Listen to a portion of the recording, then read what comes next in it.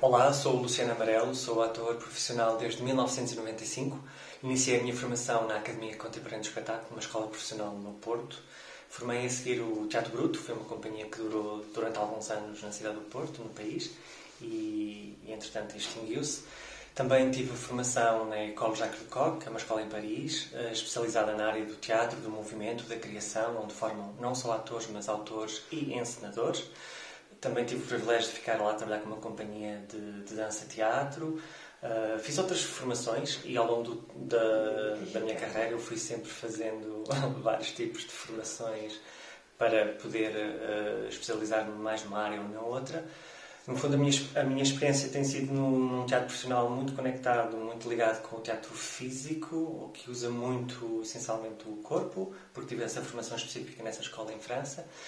Mas tenho feito vários tipos de trabalho, alguma experiência com vídeo, cinema, não muita, mas alguma. Destaco alguns anos como dobrador, ou seja, profissional a fazer dobragens tanto para filmes de animação como filmes de imagem real. Destaco os Croods, filme de animação, o Rio, em que eu sou o protagonista, a voz do Blue, do pássaro principal, a personagem principal. A história do teatro é algo longo e não é assim muito clara o que é exatamente teatro, mas podemos dizer que as primeiras manifestações de teatro ou eventos teatrais ritualísticos, porque o teatro nasce do ritual, desde supostamente o homem primitivo que tinha a necessidade de dominar a natureza ou de sentir, de se perceber melhor. Ele vai criando personagens, vai reproduzindo de certa maneira através da pintura, muito através do movimento, das ações, que dão no fundo nascimento a este teatro, que não é um teatro profissional, mas é um teatro ritualista, que nasce do ritual, do movimento, das celebrações, muito sobre ligação direta à natureza, com a natureza. Propriamente dito, o teatro nasceu na Grécia Antiga. Na Antiga Grécia, a Grécia e o teatro tinham a grande função de não só de entreter o público, mas também de o instruir. É uma forma de formar o público. E essa ferramenta do teatro mantém-se até hoje. Entretanto, o teatro profissional diz-se que poderia ter começado na altura da Comédia dell'arte, são originário da Itália, que usam máscaras. As máscaras, tal como no teatro grego, serviam para criar teatralidade, ter mais impacto no espectador, de quem observa. Podemos depois avançar para o século XIX, sensivelmente, que já com a entrada dos teatros à italiana, em que existem grandes cenários, grandes maquinarias, onde existe a passagem depois da luz, que era inicialmente através de velas, daí a ter havido muitos incêndios, até a passagem da luz, do aparecimento da luz, e aí existe toda a maquinaria associada, a teia, todo esse trabalho associado à estrutura palco, onde recebe os espetáculos.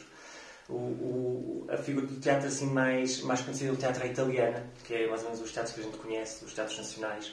Basicamente um teatro onde tens muito claramente os camarotes, tens toda uma zona da plateia e depois o palco com toda a maquinaria, os bastidores, etc. Em relação ao teatro, existem diferentes lugares dentro do teatro. A parte invisível, que são normalmente os serviços. Existe a parte da plateia associada ao público, depois o espaço de palco associado aos artistas e quem ensaia, os técnicos, etc. Então, normalmente, uma forma de trabalhar numa criação de um espetáculo de teatro, normalmente existem figuras importantes como o dramaturgo, que é o escritor em teatro, é que ele escreve um texto. Claro que a base do texto pode ser tanto um texto previamente escrito para teatro, uma peça de teatro, como pode ser um texto literário, outro, que seja adaptado para teatro. O encenador é o responsável de colocar em cena e de dirigir a criação deste espetáculo.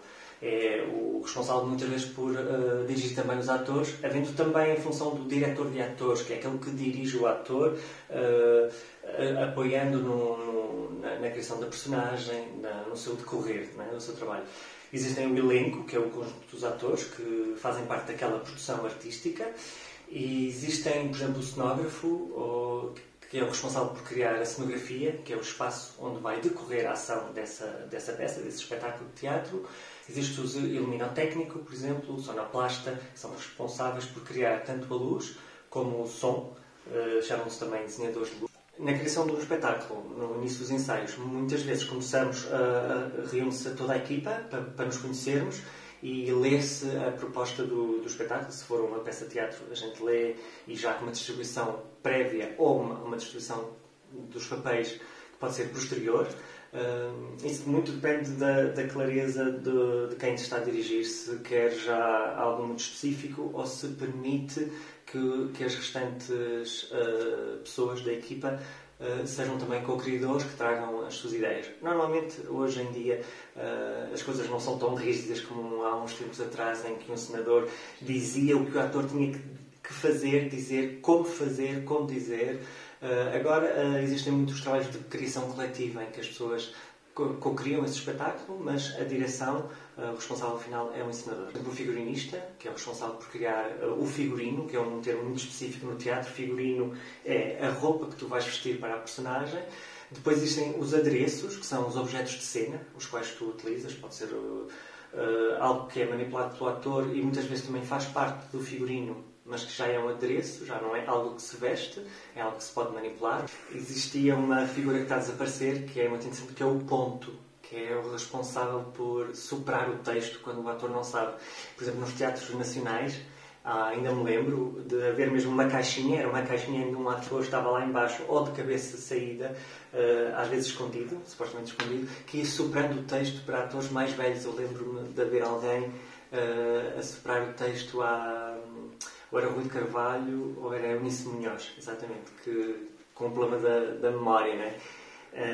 E é isso, às vezes, um dos grandes problemas, assim, um dos momentos que nós ficamos em choque é as chamadas brancas. Quando o autor está em palco, com texto memorizado, ou seja, todo o trabalho de preparar a cena, a criação da personagem, depois, paralelamente em casa e durante os ensaios, nós decoramos o texto, mas muitas vezes existem os momentos de branca, em que nós ficamos tipo...